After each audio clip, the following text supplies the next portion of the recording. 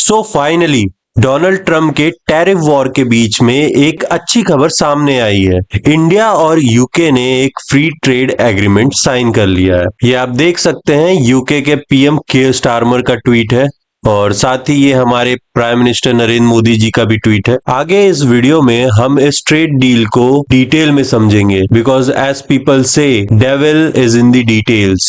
और ये जो वर्ड देख रहे हैं ना आप, डबल कंट्रीब्यूशन कन्वेंशन, इस पूरे ट्रेड डील में इस वर्ड का अलग ही सिग्निफिकेंस है। इसके बारे में भी डिस्कस करेंगे। चलिए आगे बढ़ते हैं, लेकिन उससे पहले एक सवाल। रिसेंटली पोप फ्रांसिस की डेथ हुई थी, जिसके बाद नए पोप अपॉइंट हुए हैं, पोप लियो। आपको बस इतना बताना है कि वो कौन से नंबर के पोप है। क्वेश्चन सिंपल है लेकिन थोड़ा tricky. Try to answer this question in the comment section. वैसे इसका करेक्ट आंसर मैं वीडियो के एंड में दे ही दूंगा। कहानी शुरू होती है 2020 से। फरवरी 2020 यूके ने खुद को यूरोपियन यूनियन से अलग कर लिया, जिसे हम ब्रेग्जिट के नाम से भी जानते हैं। अब इससे हुआ ये कि यूरोपियन यूनियन की मार्केट का डायरेक्ट एक्सेस यूके को मिलना बंद हो गया, जिसके 2 महीने बाद ही कोविड के वजह से पूरी दुनिया में लॉकडाउन लग गया। यूके की इकोनॉमी, जो ब्रेग्जिट के वजह से पहले ही कमजोर हो गई थी, कोविड के आने से स्लो डाउन में चली गई, जिसके बाद यूके यूरोप से बाहर हटकर दूसरी मार्केट्स की तरफ देखने लगा।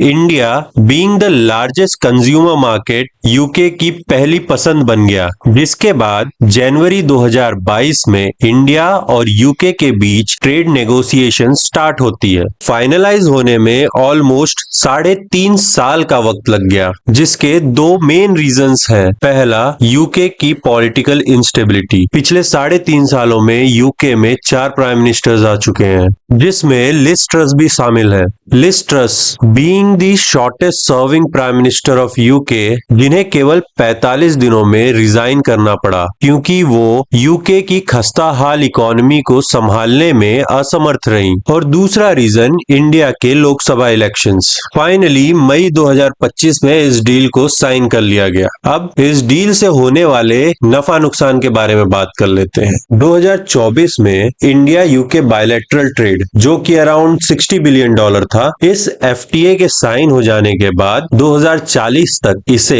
$120 बिलियन तक करने का टारगेट है। इंडिया के पॉइंट ऑफ व्यू से देखें तो इंडिया से एक्सपोर्ट होने वाले textile products, leather products, chemicals, gems and jewellery, small and medium enterprises products, इन सबको ऑलमोस्ट ड्यूटी फ्री कर दिया गया है। वहीं दूसरी तरफ यूके की ऑटोमोबाइल इंडस्ट्री पर टैरिफ 100% से घटाकर 10% कर दिया गया है, जिसका सीधा मतलब ये है कि Rolls Royce, land rover, Aston Martin, Bentley जैसे यूके मैन्युफैक्चर्ड कार्स अब इंडिया में और भी ज्यादा कॉम्पिटिटिव प्राइसेस पर बिकेंगी। वहीं यूके को इंडिया, जो कि दुनिया की लार्जेस्ट स्कॉच विस्की मार्केट है, उसमें इजी एक्सेस मिलेगा। यूके से इंपोर्टेड विस्की और जिन पर लगने वाले 150% के टैरिफ को कम करके 75% कर दिया गया है और नेक्स्ट 10 इयर्स में इसे कम करके 40% तक कर दिया जाएगा।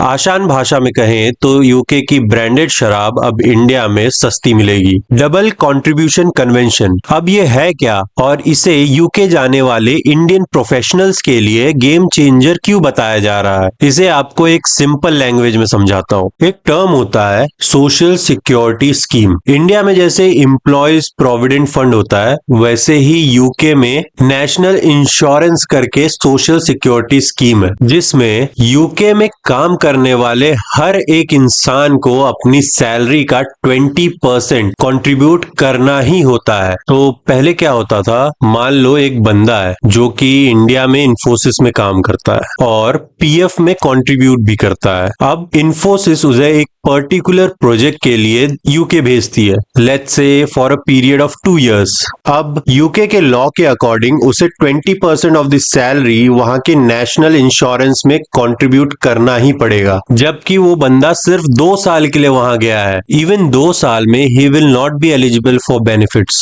सो ये जो सोशल सिक्योरिटी स्कीम्स में डबल कंट्रीब्यूशन है, एक तरफ इंडिया में और दूसरी तरफ यूके में, इसे एलिमिनेट करने के लिए ये डबल कंट्रीब्यूशन कन्वेंशन लाया गया है, जिसमें कि इंडियन वर्कर्स और प्रोफेशनल्स को 3 साल का एग्जेम्पशन दिया गया है। मतलब अगर आप यूके में 3 साल से कम काम करने वाले हैं तो ये जो 50% का अमाउंट था वो आपका बच जाएगा। आई होप ये DCC क्लियर हो गया होगा। एक जो चीज थी जो मैं पर्सनली एक्सपेक्ट कर रहा था इस FTA से, वो ये कि यूके की इमिग्रेशन पॉलिसी में इंडियन प्रोफेशनल्स और स्टूडेंट्स के लिए कुछ रिलैक्सेशन होगी, बट अनफॉर्चुनेटली ऐसा कुछ देखने को नहीं मिला है। एनीवे, इंडिया करेंटली 5 से ज्यादा FTAs नेगोशिएट कर रहा है, जिसमें मैं पर्सनली US और यूरोपियन यूनियन को ट्रैक कर रहा हूँ। देखते हैं इन फ्यूचर कोई डेवलपमेंट आती है तो I will keep you posted. अब वापस आते हैं अपने क्वेश्चन पर। इसका करेक्ट आंसर है पोप लियो जो है 267th पोप है। एक और पॉइंट था, he is the first pope from US। इस पॉइंट को भी नोट कर लेना, क्या पता किसी एग्जाम में पूछ ही ले। चलिए मिलते हैं अपने नेक्स्ट वीडियो में, तब तक के लिए जय हिंद।